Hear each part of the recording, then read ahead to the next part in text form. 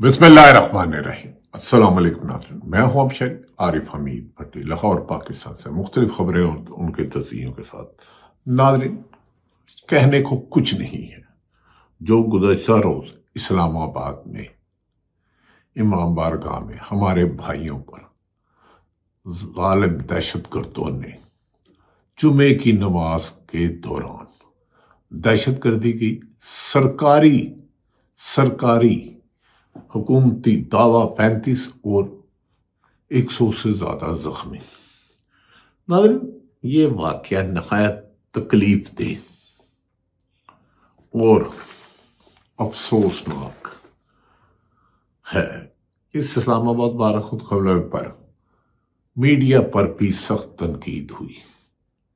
एक तरफ नमाज पढ़ते हुए नमाजियों को शहीद किया गया, दूसरी तरफ लाहौर में बसंत पर सोशल मीडिया पर पाकिस्तान के मीडिया को सख्त तनकीद का निशाना बनाया गया। हम कितने बेहिस हो गए। कहते हैं एक नाहक इंसान का कत्ल पूरी इंसानियत का कत्ल है। एक नाहक का कत्ल पूरी इंसानियत का कत्ल है। हम एक दूसरे की मुखालफत में, एक दूसरे के इख्तलाफ में किस कदर नीचे जा चुके हैं।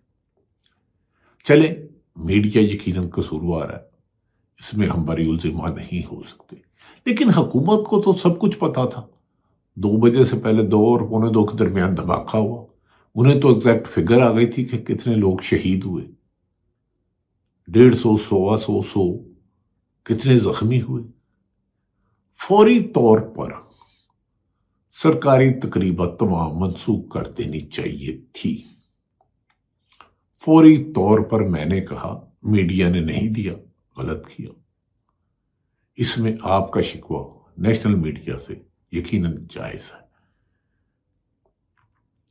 क्या कह सकते हैं, जब इंसान ही दूसरे इंसान का दुश्मन बन जाए, जब इंसानियत का कत्ल ना रहे, जब एक नमाजी की जिस्म से निकलने वाला खून भी हमारी आंखें नम ना कर सके, तो हम क्या कर सकते हैं। फिर अल्लाह ही की पकड़ आती है। ताज्जुब है कि पहले डिप्टी कमिश्नर इस्लामाबाद अपडेट दे रहे थे और इस दौरान जो हमारे वहां के मीडिया के दोस्त भाई हैं या जिनके लवाहकीन शहीद हुए या जिनके अहले खाना जख्मी हुए, वो तादाद कुछ और बता रहे हैं। हम सरकारी मीडिया 35 अनबिलीवेबल।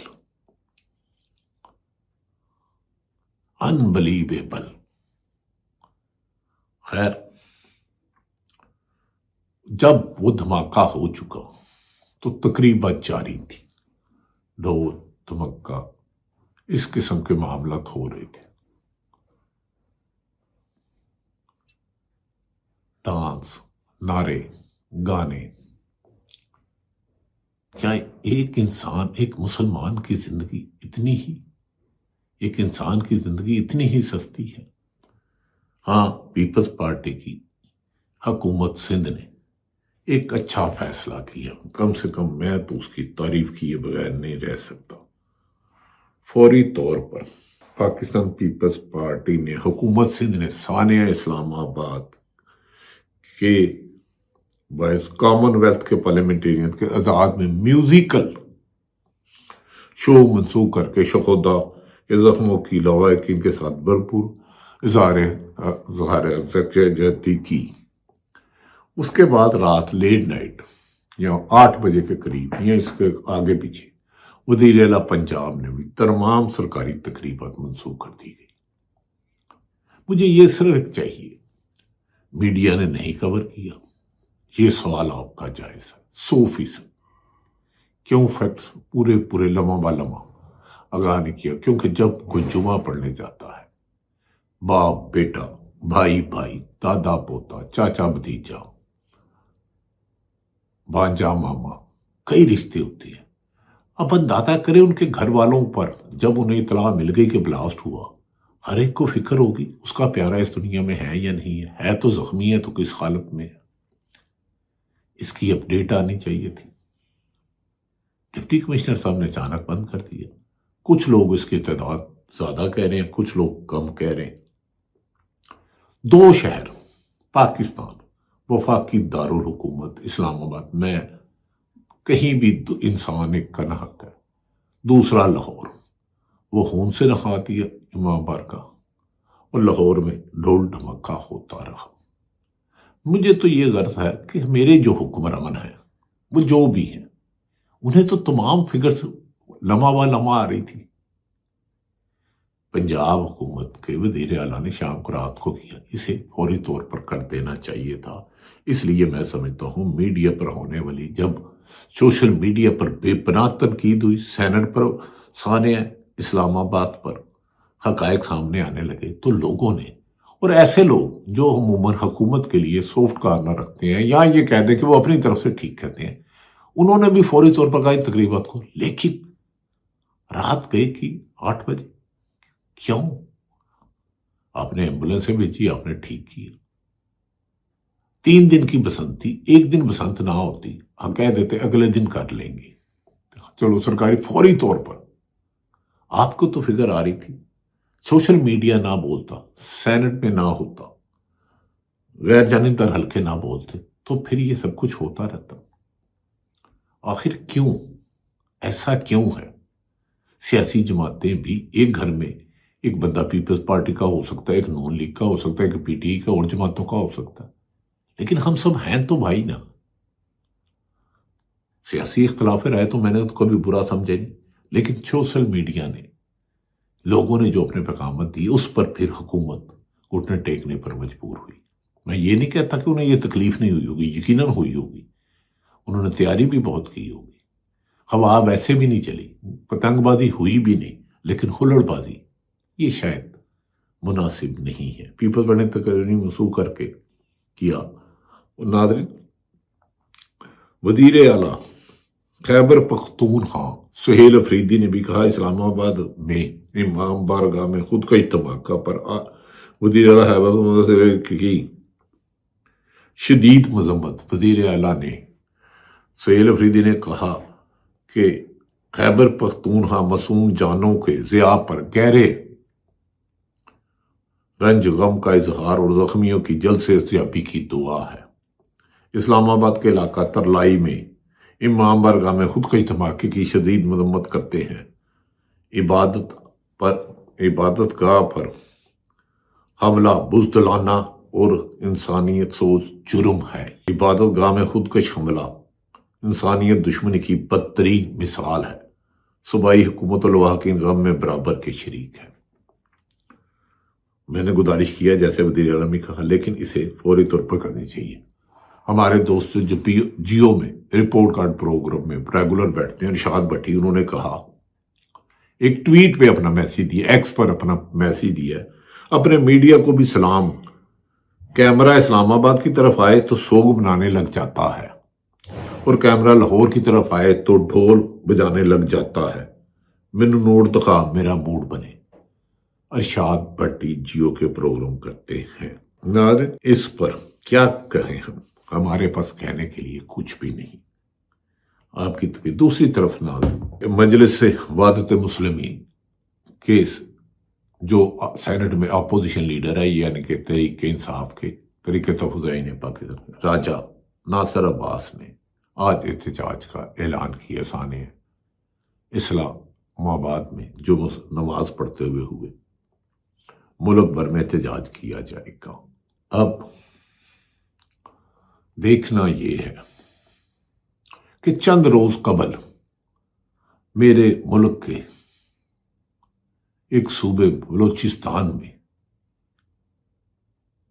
جہاں میری دہشت گرد ظالموں نے، وحشی درندوں نے، دہشت گردوں کا نہ مذہب ہوتا ہے، نہ سیاسی جماعت ہوتی ہے، نہ کوئی باپ ہوتا ہے، نہ ماں ہوتی ہے، وہ تباہی ڈالتے ہیں۔ انہوں نے تباہی ڈالی، جس میں میرے سیکورٹی افسران جوان شہید ہوئے، پولیس والے ہوئے، عام شہری ہوئے، گو کے جہنم واصل کیا۔ دہشت گردوں کو بھی نقصان بہت بڑا تھا، بہت بڑا تھا، انبلیویبل۔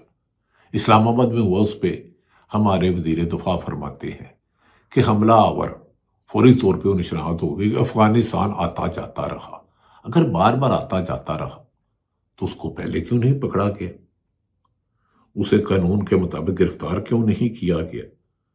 اگر یہ سچ ہے، آپ کی انفارمیشن ٹھیک ہے، تو میری یہ گزارش ہے، انہیں پکڑیں۔ دہشت گردی پر زیرو ٹالرنس، اس نے اس ملک کو تباہ کر دی ہے، ہم نے بہت زیادہ تباہی ڈالی ہے۔ ناظرین، دوسری طرف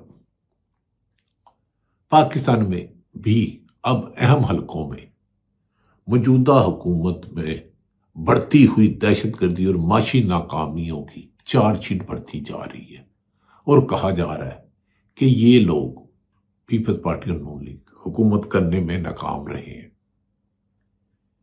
ایک طرف تو ایک آواز آتی ہے کہ اتنے بڑے صوبے ہیں، ادھر صوبوں میں مزید صوبے بنائے جائیں، لیکن پیپلز پارٹی اور نون لیگ اس کی مخالفت کرتی ہے۔ میں اس وقت دونوں قابل احترام ہے، لیکن صوبے نہیں بننے دینے۔ اگر انتظامی سطح پر بہتر ہو سکتی ہے تو کیوں نہیں؟